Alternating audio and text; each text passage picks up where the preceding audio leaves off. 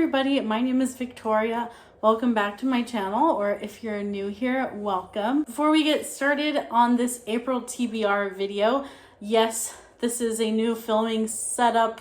I don't know if it's going to be the permanent filming setup because there's still some tweaking to be done, and these are not all the books that have been unpacked yet. There's still probably a third of my books left to be unpacked. If you don't know, I recently moved, and so I'm still kind of getting things in order where I want them. And for now, here's a filming setup that will work for the time being. But it will probably change a few times. Who knows? We're figuring it out. But my April TBR is definitely bigger than I can finish in April. I think it's going to be more of an April-May TBR. March went pretty well for me reading-wise. It's been the best reading month that I've had in quite some time. And I think I attribute that also to just life kind of settling down a little bit. It's not quite as chaotic. March was a little bit nicer, which I'm very thankful for.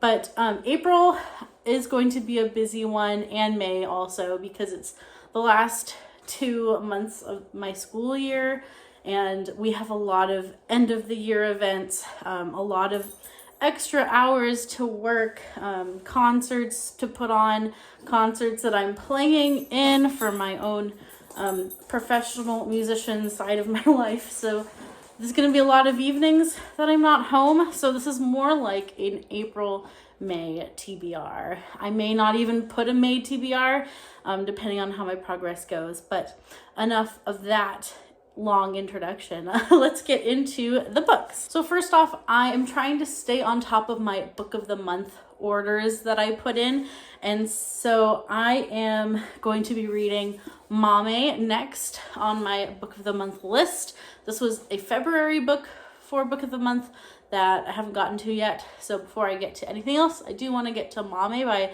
Jessica George. I think this is a debut novel, and it is a contemporary I don't know if it's contemporary romance per se. I think there's a romance element, but I think it's just more of contemporary fiction. And it's about a young lady who's, I think, from Africa, and she's living in London. Yeah, she's from Ghana, and she's living in London, and she's got some things in her life that don't go according to plan. And I think I think it's just about like her dealing with her family and living as a Black woman also in London, and about like dating, and I think a hodgepodge of things, possibly grief, I think, but I don't really know a lot of details, but the synopsis and something about the way that it was pitched kind of called out to me and sounded like a book that I would maybe enjoy. Especially I like deep character dives, and this seemed like it might be that. So I haven't really seen any reviews on this. I don't know how people are receiving this so far, and so I'm basically going in blind, very blind.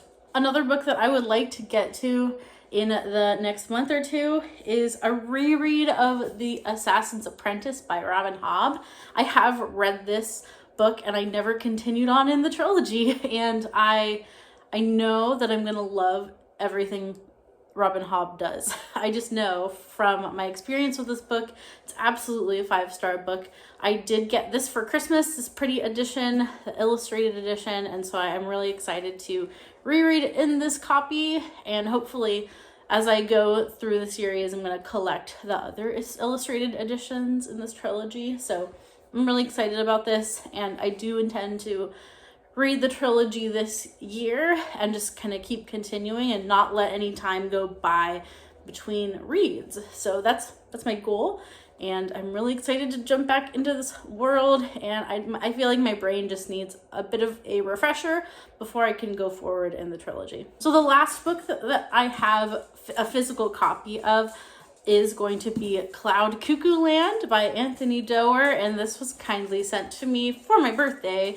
My birthday was in March, by Christy Lewis at Dostoevsky in Space, and this is a book we've both been wanting to read for a long time, and I think it appeals to our like weird literature itch. I think Christy and I both enjoy a weird literary experience, for lack of a better way of putting that. This sounds like it's going to scratch that itch, and I've also heard just really glowing reviews for this book. I'm not even sure that I could really describe this book very well, so we're going to read the back together. In the 15th century, an orphan named Anna lives inside the formidable walls of Constantinople. She learns to read, and in this ancient city, famous for its libraries, she finds what might be the last copy of a centuries-old book, the story of Athon, who longs to be turned into a bird so that he can fly to a utopian paradise in the sky. Outside the walls is Omer, a village boy, conscripted with his beloved oxen into the army that will lay siege to the city. His path and Anna's will cross. And so this is, I guess, taking place in the past, but then there's another storyline that's taking place in the present in a library in Idaho. A character named Zeno rehearses children in a play adaptation of Athon's story, preserved against all odds through centuries. Tucked among the library shelves is a bomb planted by a troubled, idealistic teenager, Seymour. This is another siege. In a not so distant future, on the interstellar ship Argos, Constance is alone in a vault, copying on scraps of sacking the story of Athon told to her by her father. So we have a past storyline, we have a present storyline, and we have a future storyline, and it's all centering around this story of Athon, and I guess how it's tying through the generations. It sounds pretty wild, and I'm here for it. I also have read Anthony Doerr before. I read his All the Light We Cannot See, and I loved it. I know that one, I feel like it won all these awards, and then from the general public, general readers, I saw like lesser reviews, but I loved it. It won the Pulitzer Prize as well, and I thought Anthony Doerr's writing was stunning, and there was just so much to chew on in that story. It was a World War II story, but it was very literary in its tone and in the way that it was written, and so just everything about it worked for me, and I am really looking forward to reading more from him. Really excited about this, and hopefully can buddy read it with Christy, and we are going to, I think, have a good time with this book. It sounds just wonderful and weird enough for me to love, so I've been looking forward to this for a long time. One of my recent life purchases, investments that I'm really excited about is a Kindle. I'm now in the Kindle family, and I plan to read Tress of the Emerald Sea on my Kindle. So here's what happened with this one. I did back the Kickstarter, and I've been waiting for my special edition of Tress, and with all the shipping delays from Brandon Sanderson's company, I am one of the people that has not gotten their book yet, and it's very sad. I was kind of holding out to read Tress until I got my physical copy, but considering the next secret project is about to be released this weekend, I think I just need to read my e-copy. So I have an e-copy of Tress. Sadly, I'll have to someday reread in my physical copy whenever it gets here. Hopefully it gets here soon. I am very sad, along with many other people who are sad that they have not received their copy.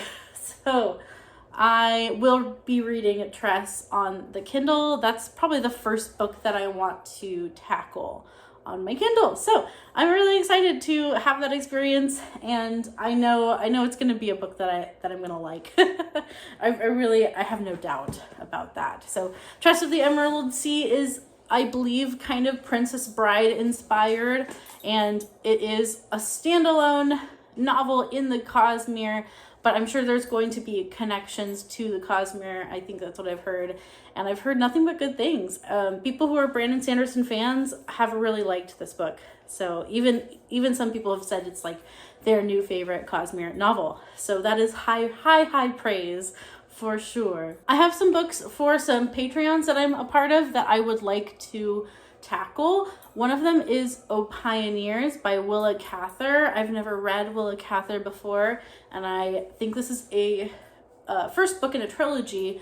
And I had heard of My Antonia, which I think is the next book in the trilogy, but I guess I didn't realize that My Antonia was part of a trilogy. I actually don't know anything about this, but this is for Tiffany's Patreon at A Beautiful Minutia, and yeah, if you want to join us, check out her Patreon, and she's lovely.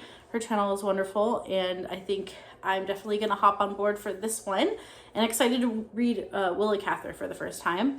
Another one is for Kate Howe, for Kate Howe's Victorian Book Club, which I almost never have time to participate in because I always think I'm gonna have time, and then I just want to take more time with Victorian novels, especially right now. I'm just really slow with reading. It's The Egoist by George Meredith. Is that correct? I think so. This is a book I also don't really know anything about, but it was the March-April Patreon book pick, and I should have started it in March, and I haven't. This will also probably be read on the Kindle, maybe audiobook, depending on how the audiobook goes and if it's easy enough for me to follow. I tend to just not lock into audiobooks very well. I'd rather read a Victorian novel physically, to be honest, but we'll see. Maybe we can switch between Kindle and audio. The Egoist, we'll see if I can get to that. I really would like to, because I've missed a lot of those Patreon reads, and I would love to jump back in. And the last book that's sort of been, I don't know, I've gone back and forth between, I'll save this for a later date, and I'm going to pick it up right now. And that's Nicholas Nickleby by Charles Dickens. I had started participating in Katie's Mega Dickens read along, and I read the first two, The Pickwick Papers and Oliver Twist, and I did not really love The Pickwick Papers, but I did enjoy Oliver Twist, and the third book is Nicholas Nickleby. They have already surpassed me at this point. I think they're actually finishing the fourth book now, The Old Curiosity Shop, which I do have a physical copy of, but I don't want to like skip Nicholas Nickleby just because I'm behind.